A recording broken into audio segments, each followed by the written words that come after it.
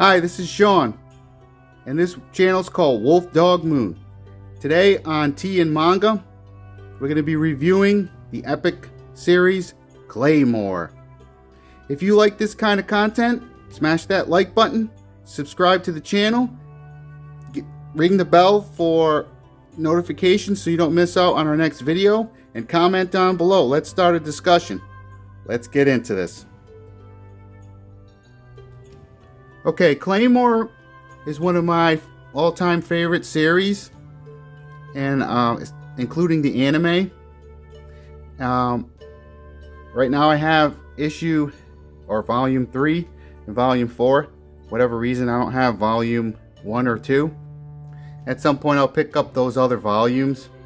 I think I picked these up pretty cheap at a Half Price Books. It's a used bookstore near where I live. So let's dig into this.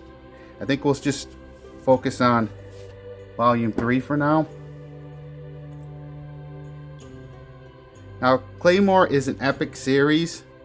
It is essentially about these kind of Valkyrie type women, these warrior women known as Claymore, and they're also called Silver-Eyed Witches, and their mission is to eradicate and detect and kill these creatures called Yoma, which are essentially demons, and they can take the shape of humans and live among the humans undetected and get into all kinds of malfeasance and mischief and commit heinous acts without villagers knowing what's going on.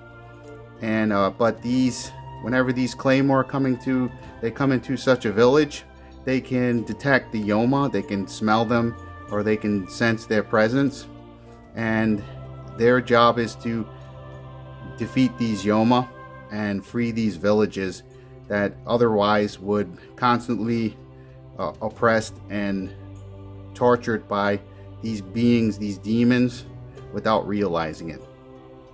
Now, what's awesome about this series is that these women, these warrior Claymore women, they are part Yoma themselves, so they're constantly in a struggle with that demonic side of themselves. And without spoiling it, they essentially are in a constant struggle in terms of they need to use their powers to defeat the Yoma, but the more they use those powers, the closer they become to falling prey to their demonic side. And so the story has a little bit of a melancholy aspect to it in that way, because as they go across this kind of battle-torn, horrific, harrowing landscape, and it's a very dark fantasy, they constantly have to deal with this internal struggle. So it's epic how it plays out, and similar to other manga, similar to other manga and anime, they have a ranking system, and that plays an important part in the story and how it plays out. Each Claymore has a rank, and that determines pretty much their level in terms of power and control and ability to fend off the Yoma. And so within their ranks, like many institutions, there's different factions that are trying to battle for supremacy. And each Claymore also has a moniker of some kind. For example, one of the main characters is known as the Sister with the Faint Smile, and that also plays an interesting role in how the story plays out, those different aspects of the Claymores.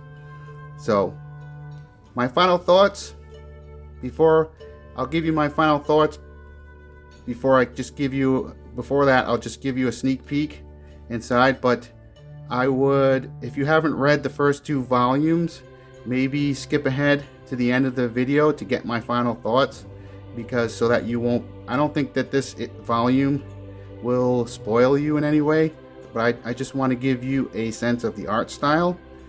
But if you're worried about it, just jump to the end of the video. I may leave a timestamp either in the description or the comments below. So let's just dive in, and so I can give you a sense of the art style.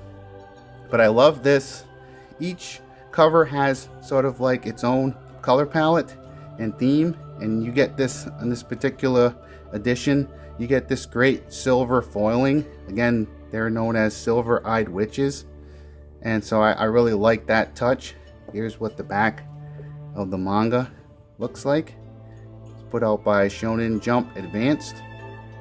Actually, her name was Teresa of the Faint Smile, not Sister of the Faint Smile. So Teresa of the Faint Smile. So that is a little correction right there. But let's dive in, and just so you can get a sense of the art style. Now, if you really like something like Berserk, for example, and how the dark fantasy aspect of that, and sort of the intense battles and the graphic nature of it, although this is not as graphic, it has a lot of violence, and I think you will really like this story as well. It's got the demons and how they must fend them off without losing themselves to that power. This has a great style. It's almost like drawings mixed with ink. So I'm just gonna give you that as a sneak peek so I don't risk spoiling any of it. But highly recommend this one. My final thoughts before we wrap up this video is that this is one of the best manga series and one of the best anime series. It says story and art by Norihiro Yagi. So this is one of my all-time favorites, and like I said, you really start to empathize for these Claymore characters and the struggle that they have to go through, and you'll really be trying to get behind them and rooting them on, and it plays out in an epic way. And the conclusion of the series is also really awesome, because the Claymore, they have a code they have to follow, and they're not allowed to deviate from that code. So highly recommend this one. I think you should pick it up. I think it's a can't miss, this and the anime. And I hope this video finds you having an amazing day, and I hope you have a blessed day. Signing out.